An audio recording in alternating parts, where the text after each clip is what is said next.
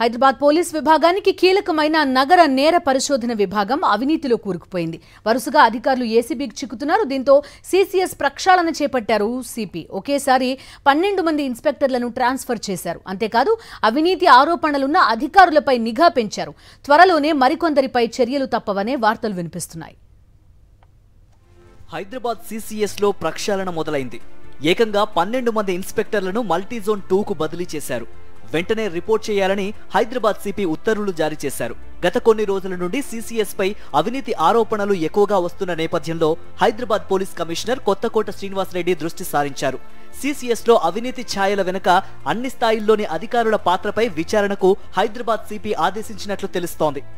ఈ నేపథ్యంలో 12 మంది సీఐలను ఒకేసారి బదిలీ చేశారు. మరికొందరి అధికారులపై సైతం వేటు తప్పదనే వాదన వినిపిస్తోంది.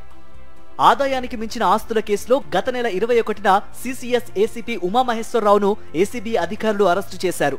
తాజాగా గురువారం ఈఓడబ్ల్యూ టీం ఇన్స్పెక్టర్ సుధాకర్ 3 లక్షల రూపాయల లంచం తీసుకుంటూ రెడ్ హ్యాండెడ్ గా పట్టుబడ్డారు. ఇలా వరుసగా సీసీఎస్ అధికారుల లంచావతారాలు బయటపడుతూ ఉండడంతో సీసీఎస్ ప్రతిష్ట మసకబారుతోంది.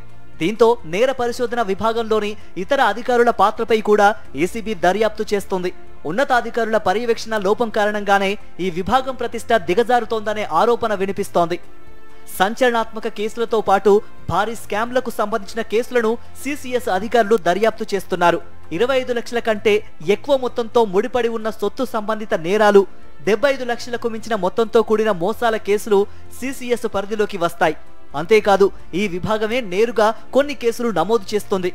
నగరంలోని ఇతర పోలీస్ స్టేషన్లలో నమోదైన వాటిని సైతం సిటీ పోలీస్ కమిషనర్ దర్యాప్తు నిమిత్తం ఈ విభాగానికి బదిలీ చేస్తుంటారు. ఎన్నో సంచలనాత్మక కేసులపై దర్యాప్తు చేస్తున్న సీసీఎస్ అధికారులకు అవినీతి మరకలు అంటుకోవడంతో మొత్తం హైదరాబాద్ పోలీసు విభాగానికి చెడ్డ పేరు వచ్చేలా ఉందని ఉన్నతాధికారులు ఆందోళన చెందుతున్నారు.